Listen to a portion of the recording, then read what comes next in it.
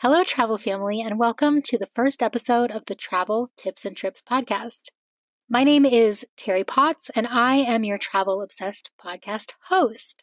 If you are new to me as a person on the internet, I am a former travel guide and consultant for TL Travel. I am a travel photographer and content creator, and in more recent years, I have been working in social media marketing with hotels, Airbnbs, and tourism boards. So I have a lot of knowledge to share, not only from working in travel for more than a decade now, but also from my own travel experiences, whether they be backpacking adventures or luxury retreats. We do not discriminate here, so as long as I am out exploring, I am a happy camper. The goal for each episode of this podcast is to take a deep dive into new and exciting destinations, provide you with insider travel tips and recommendations, and to share my own travel experiences with you, including travel fails and lessons learned, because let me tell you, I have quite a few.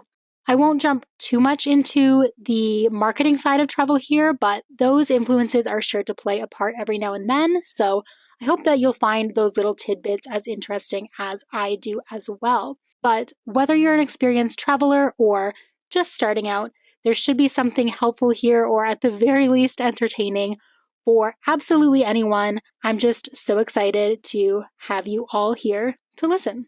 So, welcome.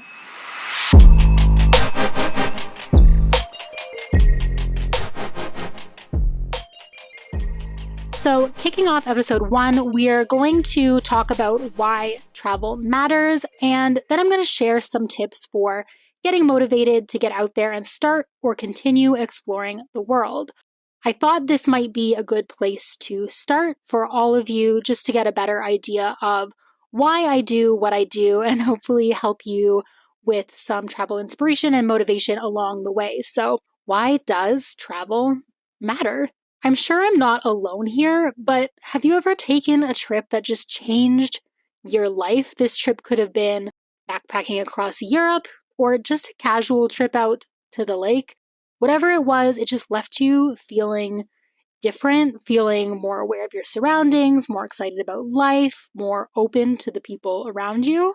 I feel like travel has this unique power, for lack of a better word, to transform us and to broaden our horizons in a way that so few other experiences really can. My first few trips abroad were from my home in Canada to the United States. Then there was a trip to Punta Cana, which was my first real beach trip. I backpacked Europe right out of university, but the trip that really changed it for me personally was actually a 40-day trip overseas to Thailand, Laos, and Cambodia. It was my first time traveling solo and meeting new friends while I was away. It was my first time feeling like the culture and the food and everything around me was just so profoundly different from what I was used to. And then that trip ended, or when that trip ended, I was absolutely a different person than I was when I first landed in Bangkok. I was more motivated and was really just truly a happier person. In fact, there was a study out of Washington State University just a couple of years ago that concluded that frequent travelers are statistically happier with their lives than people who don't travel at all by about 7%. And the most notable thing for me about this study was that participants in the study who were found to be happier due to their travels were only traveling a minimum of 75 miles or 120 kilometers from their home. So not even really that far by world travel standards. Another study published in the Journal of Travel Research concluded that traveling can also increase creativity and problem-solving skills by exposing travelers to new cultures, languages, and ways of life and thinking. I personally didn't grow up in a big city by any means. I was about 2 hours from Toronto in Canada, so I definitely had exposure to different cultures from time to time, but it wasn't my everyday lived experience in school or at the grocery store. That's changed a bit now, but when I was elementary school aged, for example, it just wasn't my experience. So exploring different parts of the world and interacting with people from different backgrounds, I really became more culturally aware and was able to develop a much deeper understanding of the issues that faced our global community. Things that were honestly just unknown to me became things that I could learn about, and I really came to not only appreciate the diversity of the world, but was also able to gain a new perspective on my own life, which, had I had when I was a lot younger, would have really been a game change for my personal growth, I think.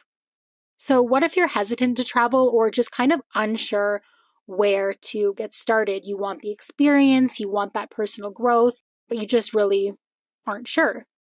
It's my experience that travel doesn't have to be expensive or complicated.